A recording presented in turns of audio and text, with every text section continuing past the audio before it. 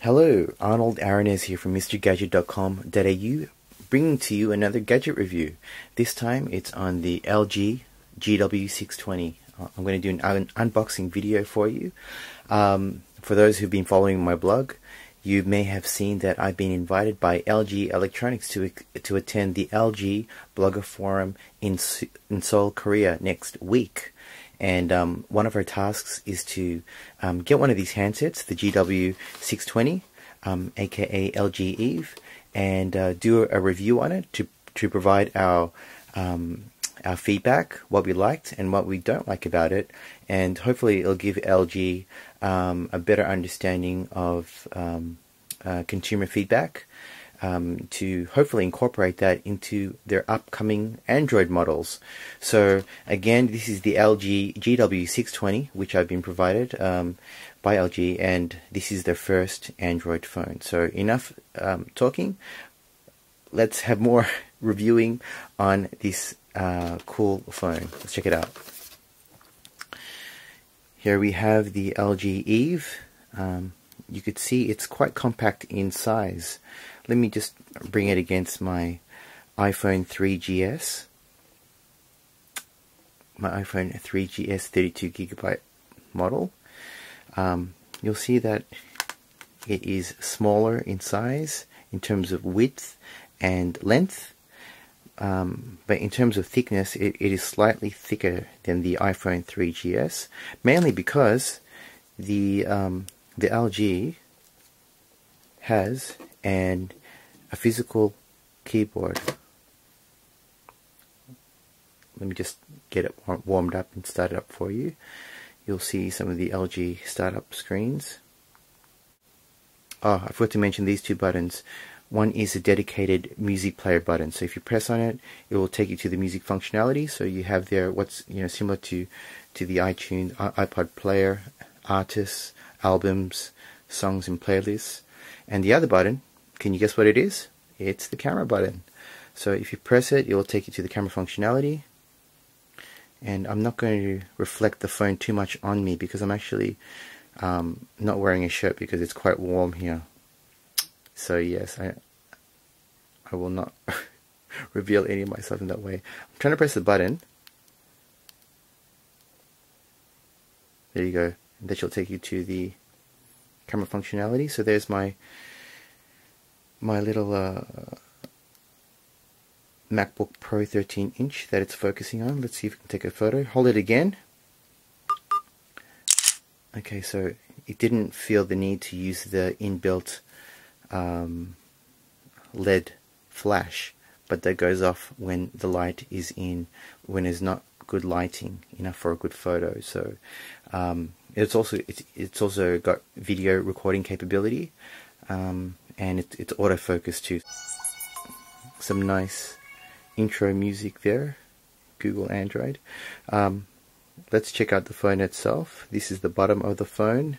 Nothing special there. Let me show you the keyboard. It's a 5-line QWERTY keyboard, and you'll see that it features basically all the letters of the alphabet and some arrow keys here as well.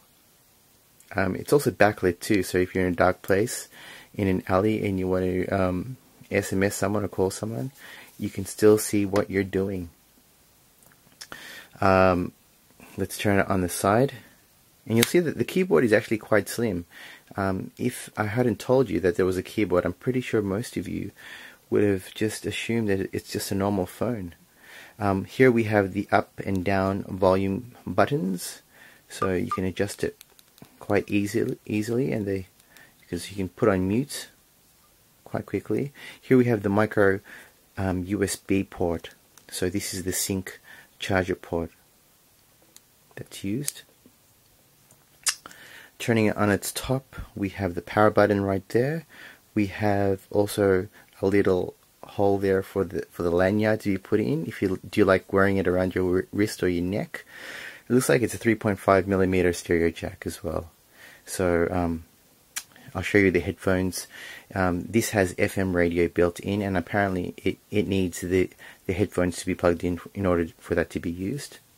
Turning on the other side, we have a micro SD expansion memory slot. Just waiting for the camera to focus so you can see that.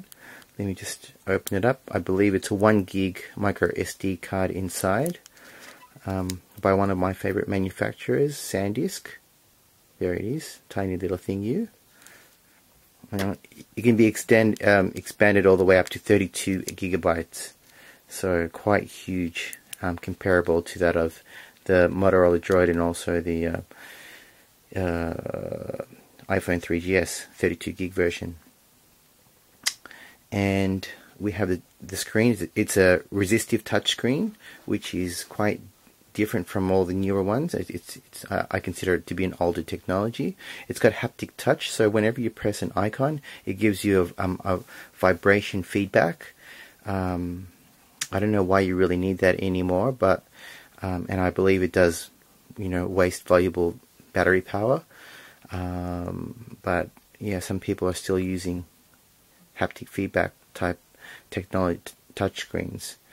It's not a multi-touch, and you can slide it. So from the home screen, you get the signature Android look and feel. It's got a Google search when you slide to the left.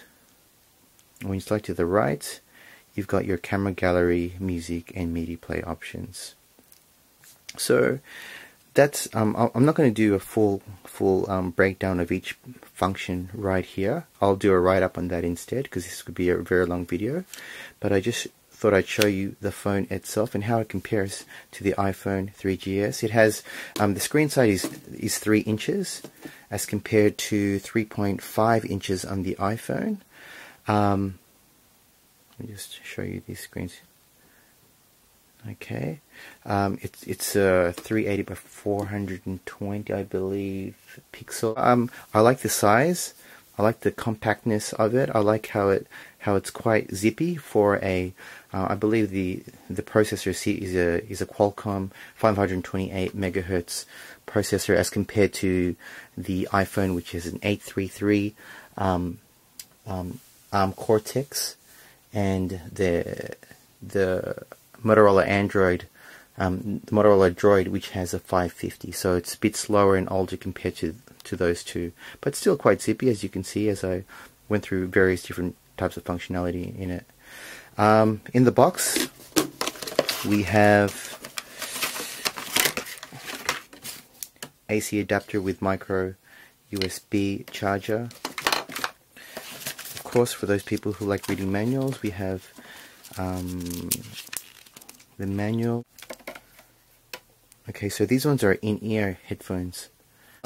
We have a sync charge cable, which is again micro USB, not mini USB. Thank you, LG, for sending this to me to review, and I look forward to meeting more of the LG team next week. Thank you very much. Ciao.